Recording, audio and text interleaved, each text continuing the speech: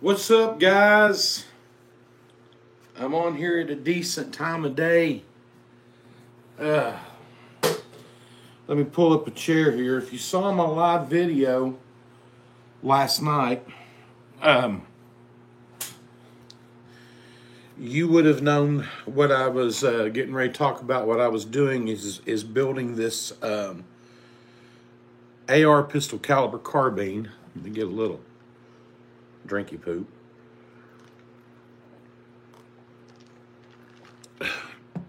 So basically what I was waiting for was this, which came in just a couple of minutes ago.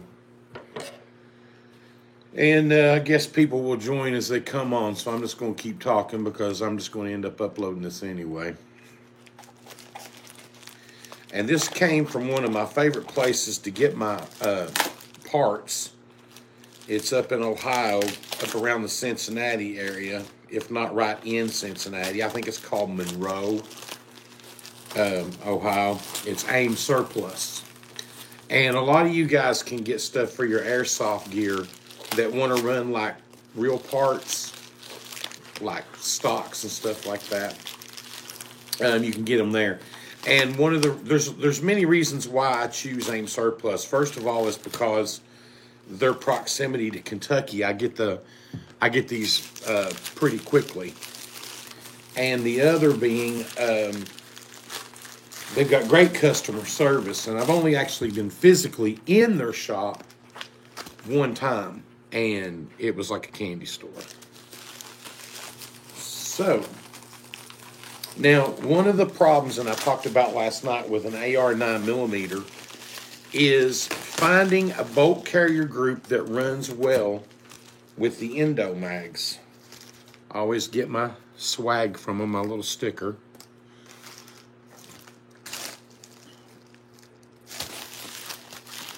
I don't know why they quit sending me packing slips. And just about any AR 9mm that runs off of a Glock or a Colt mag, almost any of them will work. Bear Creek makes a good one to be a little cheaper, but I prefer, and with what I've gotten in the past and what I've come up with in other builds in 9mm, is the JP Enterprises. Now look, JP Enterprises is expensive, okay?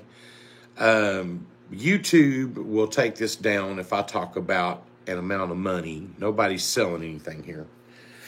But JP makes great stuff. I mean, great stuff. But that's if you're running those mags. When you run the Endo mags, which is this insert right here, for 9mm, they're a little finicky. So now you've got to find a bolt carrier group in 9mm that won't give you bolt bounce. And there's two ways to mitigate that. We'll get to that in a second. And you need to find one that works well and plays well with these mags. Now, your ejector that's normally on an AR-15 bolt carrier group and is on this one as well will not work with the Endo mags because the ejector is right here. That's what that lip right there is the ejector. It's in the mag. So the bad part about this is what you're used to when you run that last round, or, well, let's say you're sighting in an optic. You want to take it out and eject that live round, put it on safe, and then go check your target. You can't do that. As long as there's rounds in this magazine and you pull the magazine out, it won't eject. It holds on to it because your ejector's right here. So you have to pull them, put the mag in, lock the bolt to the rear, let it eject that live round, and then pull the mag out. So it's just other stuff to get used to. And in just a second, we're going to talk about this build. So I found out by doing research. You know, everybody does research. Man, I need better glasses at a distance. I can't see shit. Let's try these out, see if they're working better. Oh, yeah, that won't give me a headache. I like those. That's awesome. I'm worse than Fred Sanford, man. I got a drawer full of these things. So back to the boat carrier group. When I did the research, a lot of the guys say that they're getting the best function out of the Faxon. And Faxon isn't cheap, okay? It's about midline. But when you have a setup like this with these Endomags and people start figuring out that only one boat carrier seems to be working flawless, you can't find them anywhere. So it's like, where do I find them? You know, they're all out of stock. And they run from different sites anywhere between $15 to $20 different, plus or minus. But, you know, sometimes you got to bite the apple. You know what I'm saying? So this is the Boat Carrier Group 9mm pistol caliber carbine from Faxon. This is the Generation 2. And according to my research, this is the trick. So I want to get this and we'll put it in here.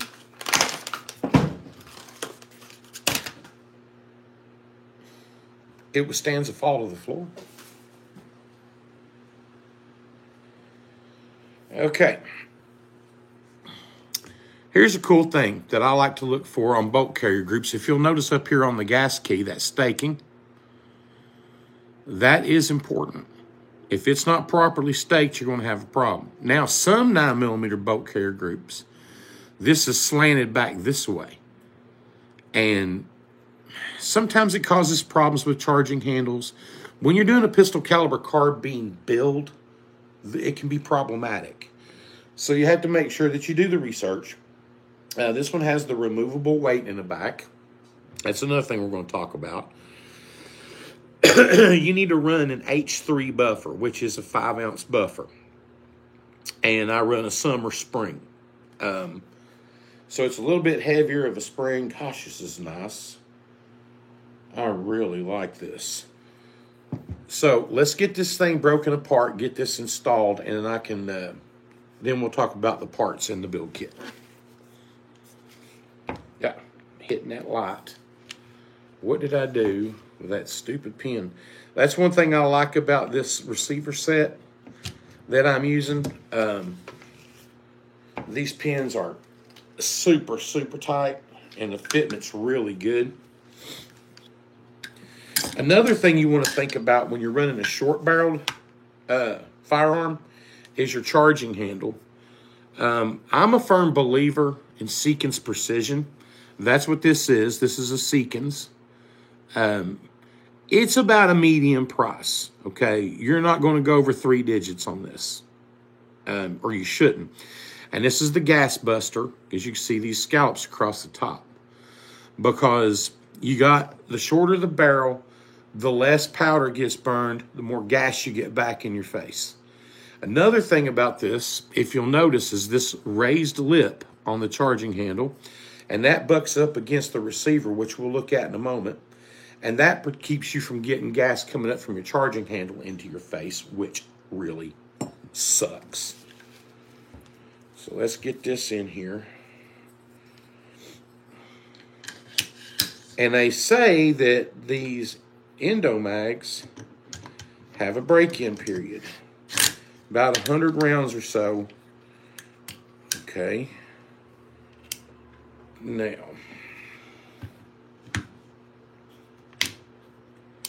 I'm running a Colt mil-spec trigger in this gun right now. And I had it in another AR, and I had a weak hammer spring. And I was getting light primer strikes. So I put in a heavier spring, so when I take this to the range and actually get to shoot it, then we'll see what happens. Okay. Sometimes you'll be able to tell if you're going to get bolt bounce on these things just by doing this. Oh, that's a good, satisfying thump. I don't think I'm going to have a problem out of that. All right, what I was talking about earlier. Oh, this is nice on this island in here. You see, there's your raised back edge right here. And then there's the top of your receiver where your charging handle goes in. So that's going to help you with gas there too. Now, this is not an ambi charging handle. It's only on the left-hand side. So you pay more for these things the more stuff you have in them. So, man, I keep hitting that pressure pad. Right now, this is just an A2 flash hider. I got it on there for looks. I'm in a holding spot because I'm waiting for one to come from Wisconsin in 9mm in a comp. This is made by AIM. $20 for I could talk about prices on a sling.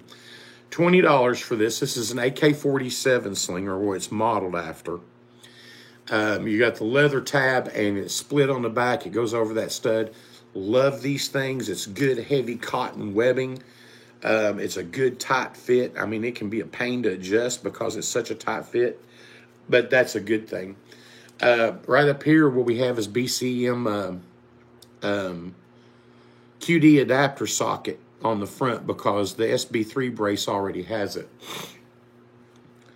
Up here on the rail is an Aero Precision Atlas S1, and it is a 7.5-inch rail.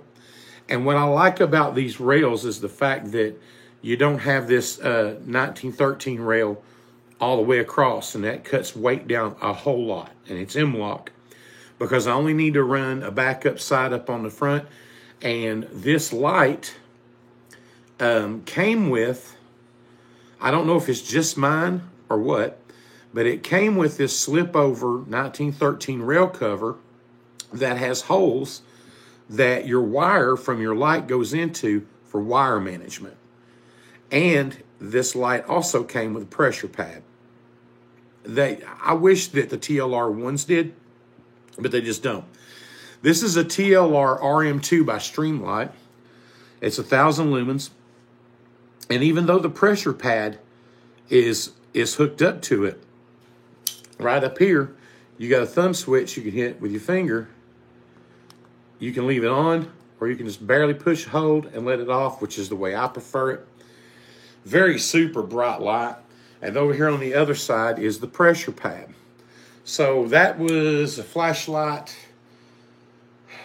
right at $200 for that light. I like the fact that it's low profile. I like that it's down low on the rail. It's really lightweight for as beefy of a light as it is. Then up here, where the optics go, I'm not ashamed to say it. I am a huge flipping fan of L3's EOTech. This is the 552. It's a little bit lighter. It's a little bit shorter. Runs on 1CR 123A battery, and it's probably one of my favorite optics of all time. I also like the Aimpoint Comp M4. I like those a lot. I like the Patrol ones. I'm not a big fan of ACOGs, although I'm going to put one on my Colt. And let's talk about the receiver set. If you haven't noticed already, right-hand side, Wilson Combat. This was a complete set of upper and lower.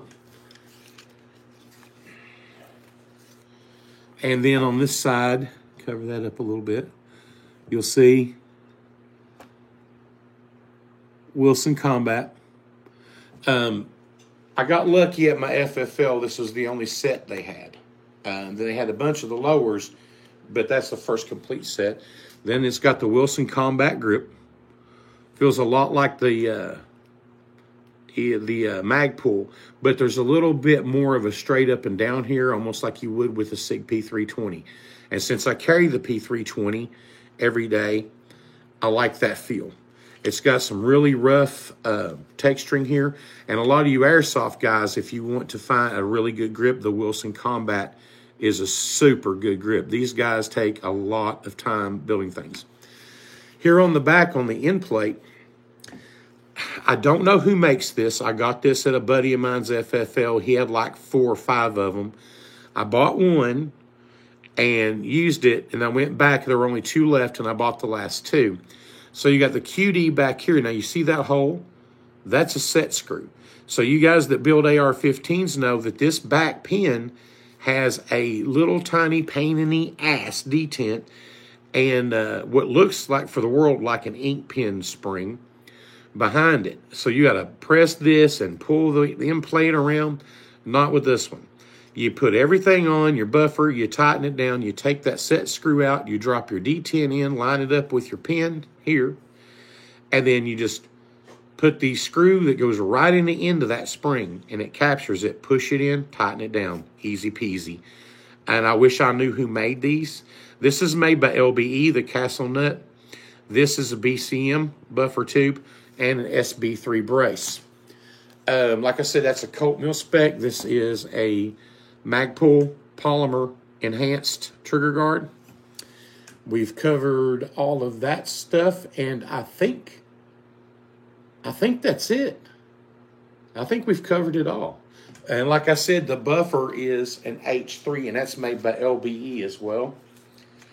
But this is going to be a nice little package when I get done with it. I've got an ASR 9mm. They're hard to find, and I'll tell you what I had to do. I had to contact the company at Silencer Co. and ask them if they offer them all the time. They said they were getting ready to release them. Some of this I don't know what's BS or not. I'm just going by what they tell me. They said they were going to release them, and he had like 2 or ordered one. So that should be coming in the mail. Plus, I've got another one coming in the mail, just a regular comp that I'm going to throw in here and test it because it was cheap. It was like $40. And then I'll put the Silencer Co. Omega 36M on this. So let's see. Oh, shit. I forgot. All right. For the Safety Nancy's. Okay. That's an empty mag. Endomag says that, it seated well. It caught well. They say that you need a break-in period. So you need to hold down your bolt catch. Oh, shit.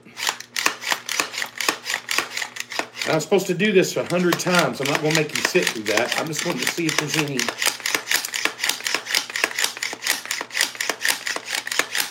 to see if there's any damage to those feed lips. Damn dog hairs everywhere. Awesome! Yes! Sweet. No damage whatsoever to those feed limps.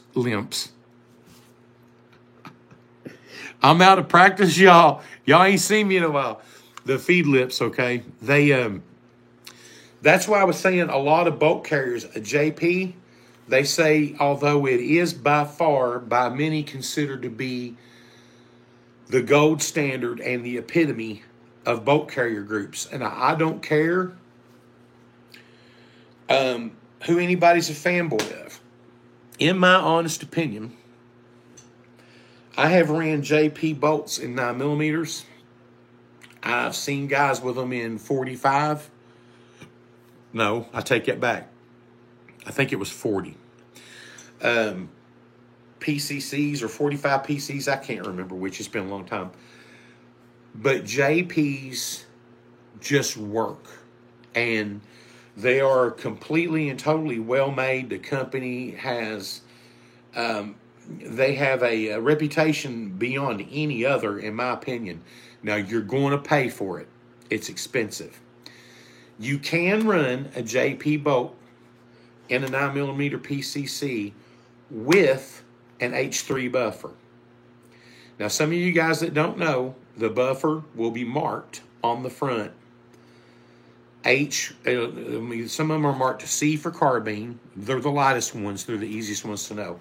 A carbine buffer, even with the added weight in the back of the bolt carrier group that I showed you, will not function in a PCC. It will not. It'll short stroke. There's not enough, for lack of a better term, there's not enough ass there to kick it back. You might be able to get some really hot plus P ammo. Might get it to function, but I highly doubt it. An H2, same thing. And then, but the H3, it seems like the sweet spot is the 5 pound. Or 5 ounce, I'm sorry, 5.5 ounce. That's a sweet spot. Now, if you're going to suppress it, which I am with this one, but I can't do that. I can suppress it. I cannot buy the JP bolt I can put in a JP silent capture spring, which will quieten down the twang back here in the buffer tube. So basically on the 9mm, the 36M, from guys I know that own them to videos I've seen, and it's hard to tell from a video sound, but they are super, super quiet. And the only thing you hear is the action of the bolt working. And of course you get that first little subsonic crack down range, but after that you don't hear it. But that's the quietest that these things run. They're freaking awesome to have. I love them. I love a 9mm carbine. I may put in a silent capture spring. Now, the thing about a silent capture spring, there's several different models you can choose from, different weights as to what it is at its heaviest to what it is at its least. But you got to pick out the right one. The best place I've ever seen to explain that to anybody is Optics Planet. But keep in mind, if you buy something from Optics Planet, make sure you got enough extra cash to pay a ridiculous shipping fee. If you don't, you're going to be waiting forever. I've ordered stuff from Optics Planet to get the free shipping, and it take 2 weeks for them to just box it, label it, and stick it in the mail. Then you got about another week and a half, 2 weeks. If you got any holidays, you'd be waiting forever to get that crap. So anytime I buy something from Optics Planet, it's never really something really huge. And I always make sure that it's a last ditch for me. And because I know I'm going to be getting screwed on the shipping. I mean, they screw you on shipping. I don't care what they say. They're good people, but they make money off of you on shipping. That's my opinion. It's the opinion of a lot of people. So take it for that. Also, this rifle, when I get ready to suppress it, I will SBR this rifle. It will be tax stamped. And I'm going to put in either a Geissele Super 3-gun trigger, because this boat carrier group will function with an M16, M4 standard mil-spec trigger set. I want the Geissele or the Timney for the fact that I want the weight difference. I want that butter smooth action. But for right now, this will suffice for what I've got. So there you go. In a nutshell, Bolt Center. Now I just got to wait for that stupid compensator to come. But there you go. That is my Wilson Combat 99% done 9mm pistol caliber carbine running with Magpul Gen M2. The Indomags inserts will run in a Gen M2 or a Gen M3. They will not fit in a Gen M1, the old school. I've got a super, like 20-year-old PMag. Of course, I'm throwing that number out there. They might not have been around 20 years, but you know what I mean. I've got the very first PMag, okay? One of the very first window PMags they ever came out with. Still runs good. The spring's great. Thousands of rounds through them. Love that thing. It's taken a beating. I have seen PMags split. So, you know, you take it at that. But 90% of the time, no, let's say 97% of the time, you're not going to have any problems out of them. But the Indomags will not run in anything but a Gen 2 or a Gen 3 PMag. Keep that in mind. Also, CMMG makes a roller delayed blowback 9mm bolt carrier group. You can buy that, all right, and you can run Indomags with that bolt carrier group. But 9 times out of 10, you can buy the bolt carrier group comboed with a mag already, Indomag already done. I don't like how they put that big white lettering CMMG right there, but the difference is the ejector on a CMMG delayed roller blowback bolt carrier group is that it has its ejector and the magazines have been modified by them so you don't have this ejector piece on top. So you got to be careful as to which one you buy.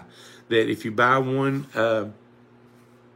for a regular blowback bolt carrier group or a CMMG radial roller blowback delay, however that French goes.